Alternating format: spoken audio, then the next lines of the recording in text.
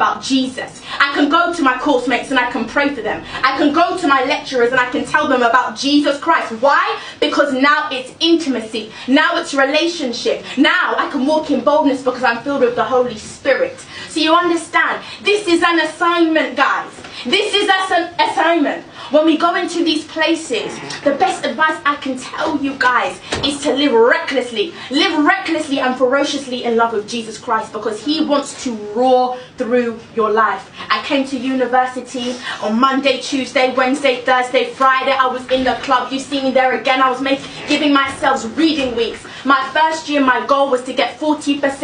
And guess what? I got 41 and scraped getting into my second year. I was prideful. There was idols in my heart, addictions in my soul, such as one of them being makeup. All of the things that we come into university to do, you need to ask yourself, what is your goal? What are your eyes going to be set on? I need to understand what my assignment was. Because you understand, you come into university and you're thinking about, yeah, I need to get my new nails. I need to get my new nails. What about the nails on the cross? What about the nails on the cross? You're like, oh yeah, I need to get my hair, I need to get all of this. What about the mind of Christ? Do you have the mind of Christ? I need to get my outfit done. I need to get my fit, all of this type of stuff. I need to wear this type of stuff. What about your armor? Are you dressed in the armor of God? People don't understand. This is a battlefield. This is war.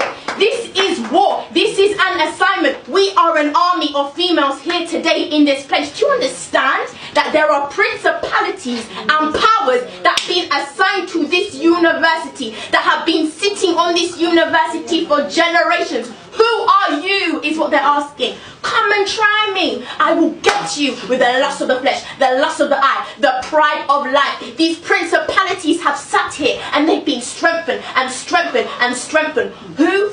By who? By who? By other students who are indulging. Who are indulging in all of the things that we have not been called to indulge in. Do you understand? People who are living life, the worldly thing. There's a principality of worldliness that just infests universities. Why? Why do we have this? Because we're called to be alive. Because we're called to come into this place and conform it to the image of Jesus Christ. We're called to be lights, guys. We're called to come into places. This is the thing, this is the thing. Okay, this is the thing. We come to university and we're like, oh yeah, you know, uni, you know, what can I offer? These types of things. Do you know who you are? Do you know who you are? Do you know what's inside of you? Do you know what you have inside? Do you know what God has placed inside of you? A lot of us, you see, we're being whacked here and this way, this way, this way, this way by people and demons and all of these types of things that are causing us to be afflicted. But God's called you into freedom. God's actually called you into freedom. He's called you to, he's brought you here. He's brought you here to this place so that he can break anxiety off you. He's brought you to this place so that he can break depression out of your life. He's put you in difficult situations, not so that you can be defeated, but so that you can so that you can slay your Goliaths in this place.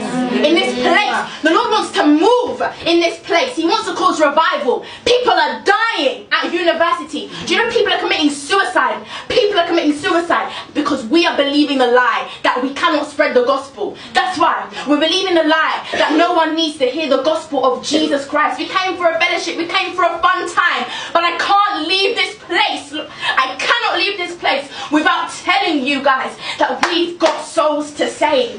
We've got an identity to live in. We've got intimacy to choose. Do you understand? See, the Lord had to break me from wanting attention and allow myself to realize that I have to put the attention back onto Jesus Christ. You know, he has to receive the attention. You know, this isn't a show. It's here to show off who Jesus is. See, I came to university and I was prideful because education had become an idol of my heart. So he had to break me. You see, I was on my bed and I was lying there depressed because I wasn't doing well in my university degree. I was trying to escape from the world. I lay on my bed 5 days. I didn't eat. I didn't wash. I didn't leave my room, and I stayed there in a pity party because of my education. So the Lord used this time that I had at university to show me, these are the idols that you have in your heart. These are the idols that you have in my heart. You are confessing Christian with your mouth, but you don't reveal it through your heart. How can you you allow education to keep you in bondage when I've called you to freedom? So I was living that life when I wasn't doing well in my degree because I wasn't in obedience to God, and I didn't even know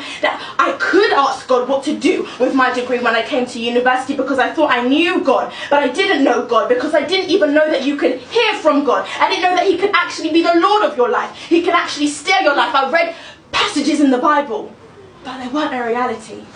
They weren't a reality. I would read the Bible and I would think, yeah, I know what I'm talking about. I had no clue. I had no understanding. I had no revelation, and I had no intimacy with the Holy Spirit.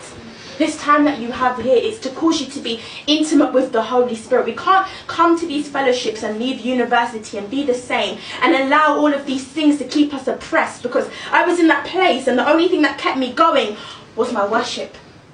The only thing that kept me going was my prayer.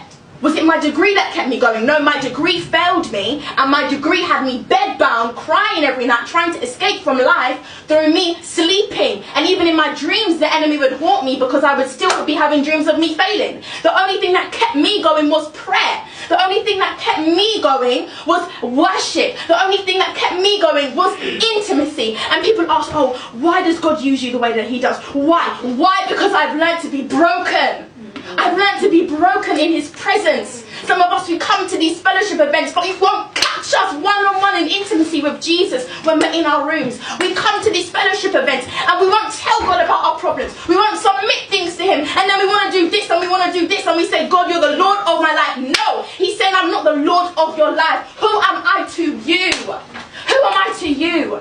So I've come here today to tell you that it wasn't until I submitted my will to the Father's will that He turned my university testimony around.